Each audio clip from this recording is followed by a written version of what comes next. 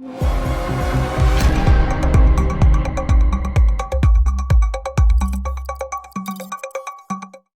à tous, bienvenue dans notre émission d'aujourd'hui consacrée à la SAPA, un mouvement culturel et social qui fait vibrer les rues de Brazzaville. La SAP, c'est plus qu'un style vestimentaire, amis téléspectateurs. C'est une façon de vivre, c'est une attitude, une identité. Nous allons explorer avec vous les coulisses de ce mouvement, rencontrer quelques créateurs congolais qui le font vivre et découvrir comment la SAP influence la mode. Avec moi sur ce plateau, j'ai Roxy Zorino et Cephas Ngakana, des journalistes culturels d'Avenir du Congo Télévision. Mesdames, Messieurs, bonjour à tous et bienvenue sur ce plateau. Alors Roxy, bonjour. Bonjour. Man.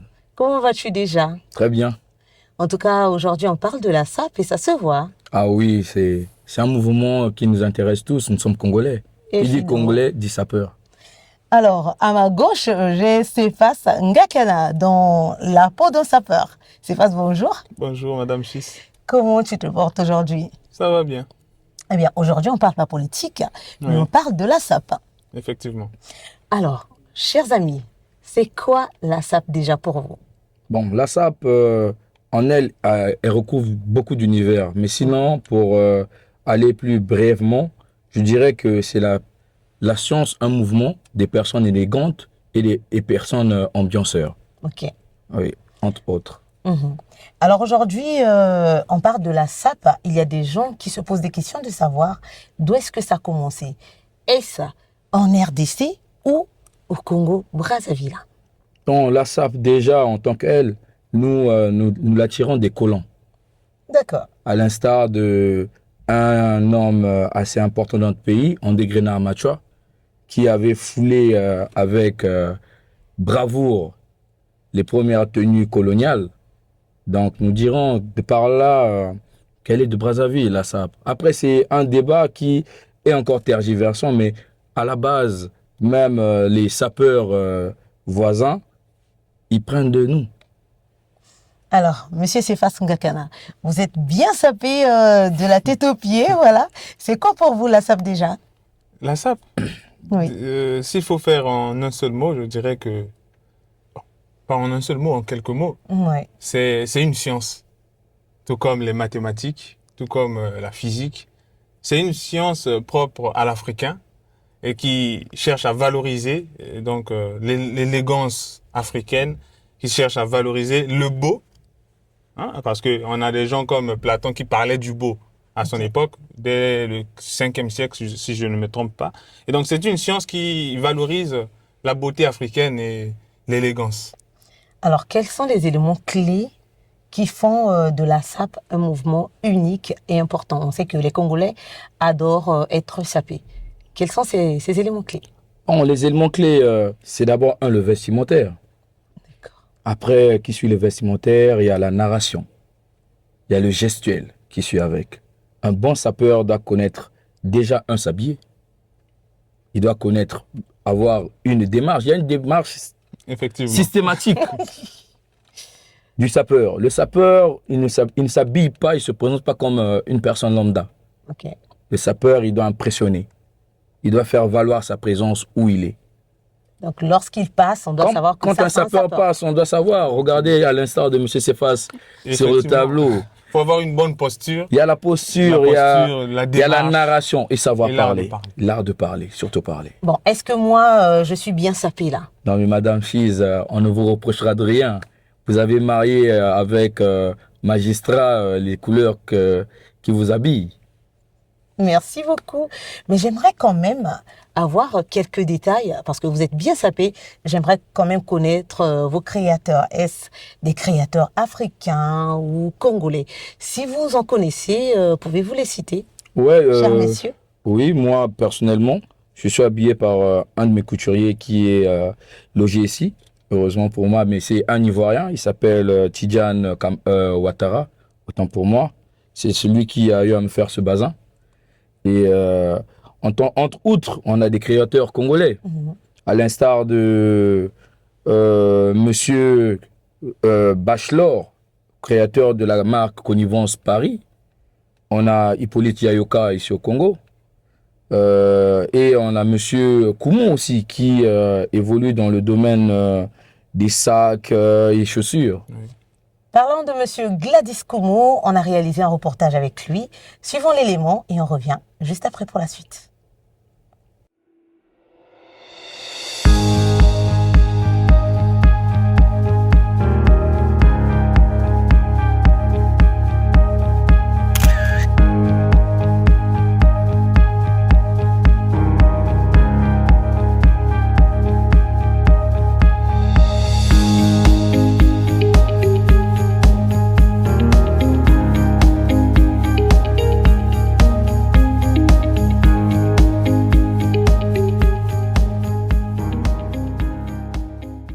Un peuple qui ne produit pas ce qu'il consomme n'est pas un peuple libre. Dixit Thomas Sankara. Voilà. Donc nous, pour montrer aux autres que nous sommes matures, il faut que nous-mêmes consommions ce que nous faisons. Ça, c'est un devoir. Ça s'appelle du protectionnisme patriotique. Ouais. Voilà. Donc on défend ce qu'on a et on fait valoir et on met ça en avant. Et à l'endroit de nos autorités, on ne sait pas si les autorités vous soutiennent, si vous Non, accompagnent. Jamais. Il y en a l'exception, 2, 3, 4, mais ça ne suffit toujours pas. Par exemple, comme ça, je discutais avec mon collaborateur, mon assistant, M. Jean. On avait un modèle de sac. On disait, mais vous voyez, par exemple, ce modèle-là, on pouvait faire ça spécifiquement pour le gouvernement. Donc, tout nouveau ministre, tout membre de gouvernement devait avoir ça. Partout où il va dans le monde, il voyage avec nous. Il devient notre ambassadeur. Ambassadeur, oui. Voilà. Donc, on va essayer de voir, on va essayer de faire ces propositions-là. Si ça aboutit, je pense que ça va être le début de quelque chose. Mais pour le moment, voilà quoi. Pour le moment, on avance comme ça avec toutes les difficultés toutes les difficultés qu'on rencontre. On essaie.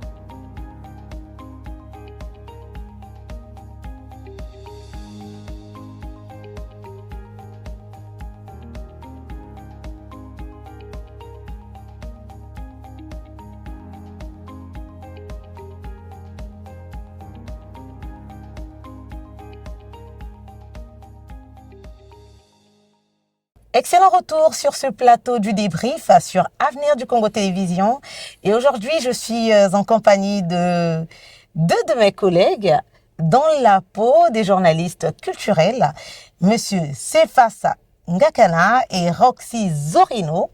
Avec eux, on parle de la SAP, ce mouvement qui influence les rues de Brazza, Pointe-Noire et Kinshasa, et même Paris, de partout dans le monde. Alors, Monsieur Sefasa Ngakana, comment la SAP influence-t-elle la vie quotidienne des Congolais? Comment la SAP influence la vie quotidienne des Congolais? Oui. Déjà, la SAP, comme venait de le dire M. Roxy, elle est congolaise. Ok. Après, il y a des débats, oui, on accepte qu'il y a des débats parce que jusque-là, des deux rives, chacun veut s'en approprier donc de son originalité, mais on sait que la SAP repose dans un arrondissement. Et lequel? Et cet arrondissement, vous le savez.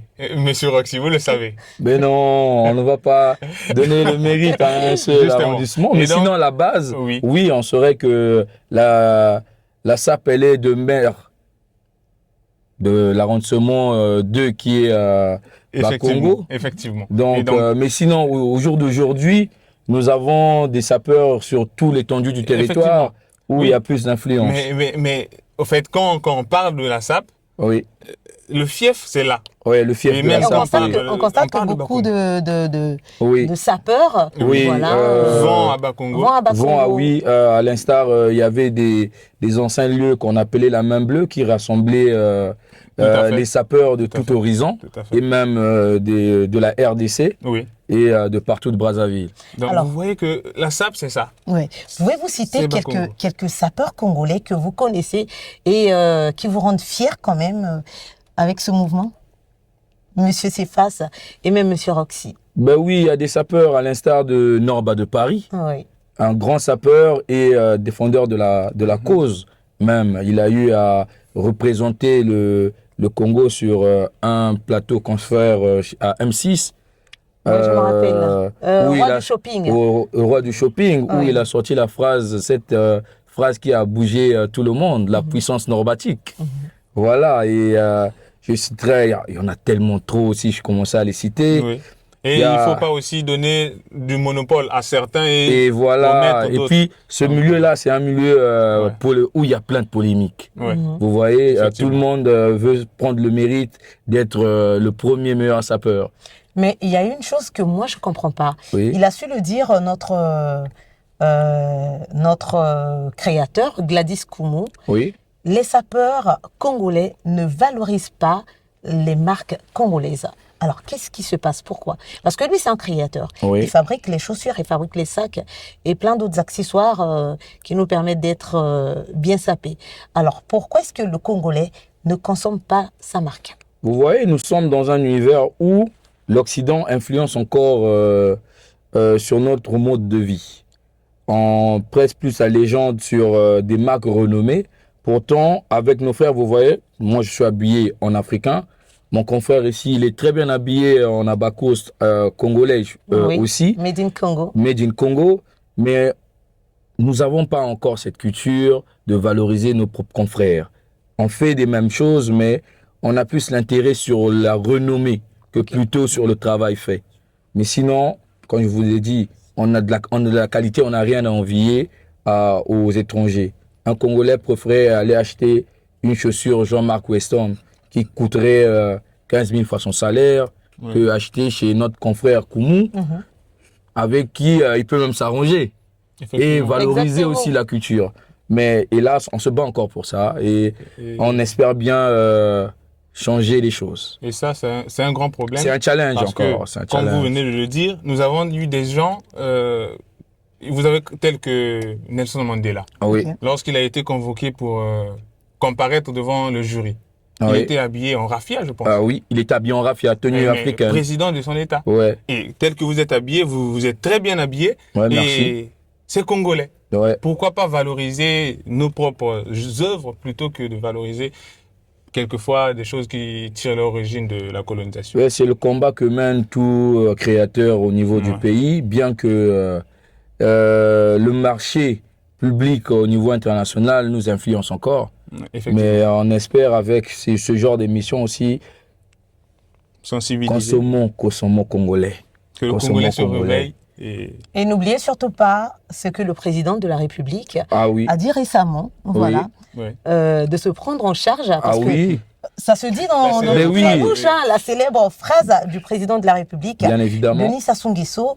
Et lorsqu'il a dit, imaginez que moi je sois un fabricant. Mhm. Oui, Si je fabrique une marque, la marque Chissette, oui, et si toi tu achètes la marque, ça signifie que tu m'aides à aller de l'avant. Bien dans ce que je évidemment. fais. Et non seulement on t'aide à aller de l'avant, Mhm. mais on permet à ce que l'économie du pays soit Justement. vraiment rehaussée. ancré Voilà. et réussi à L'argent notre reste niveau. ici Ouais. et ça permet à ce que l'économie soit boostée. Et... On Voilà, paye une moins bonne chose pour d'impôts nous. avec Moins d'impôts. l'achat des vêtements, des vestes, des Effectivement. noms que je ne citerai point, Oui. de l'étranger, alors que sur place, on a, On a des créateurs. avec l'appel du président de la République, Oui. j'espère que beaucoup de Congolais prendront conscience et consommeront plus congolais, parce qu'il y en a, il y a de la qualité, il y a tout ce qu'il faut chez nous aussi au Congo.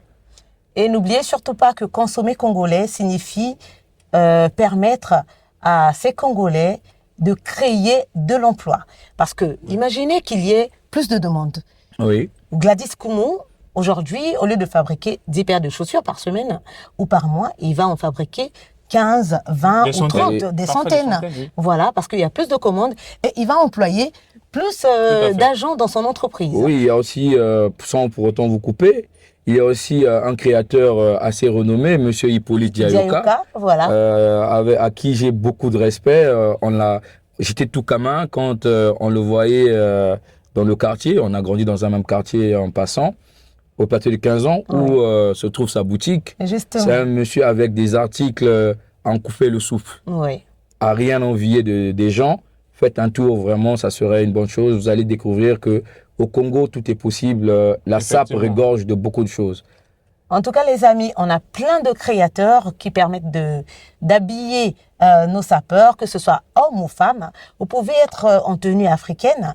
Tel est le cas de nos amis les Ouest-Africains qui font honneur à leur culture.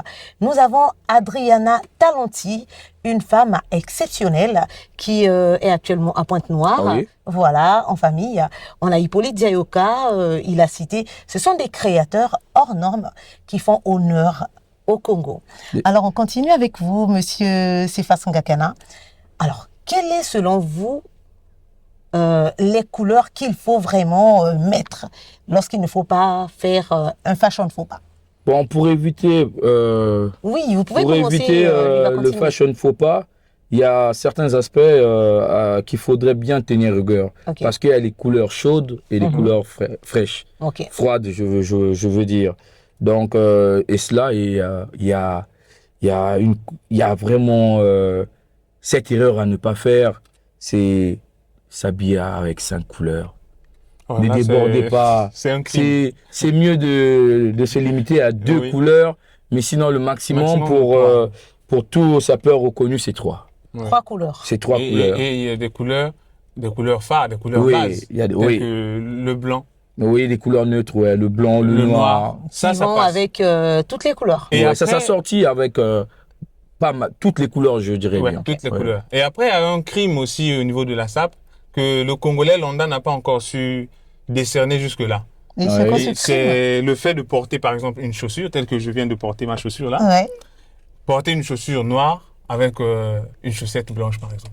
Ouais, ça, Ah, c'est ça, une c'est un fa- fashion faux pas. C'est... ça entre pas dans le périmètre. Ça ne Ah, rentre d'accord. pas, effectivement. Non. Dans un domaine, vous vous retrouvez, on va dire, comme le largon, un gaïa. Un gaïa. Quelqu'un qui est sachant, c'est désolant.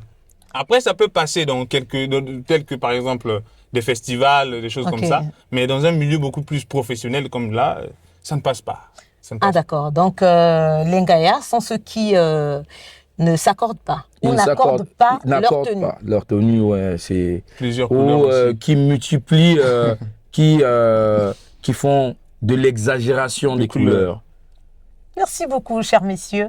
En tout cas, on continue de parler de la SAP. Quels sont alors les liens entre la SAP et les autres mouvements culturels africains? Bon, aujourd'hui, la SAP, c'est un milieu qui se diversifie déjà.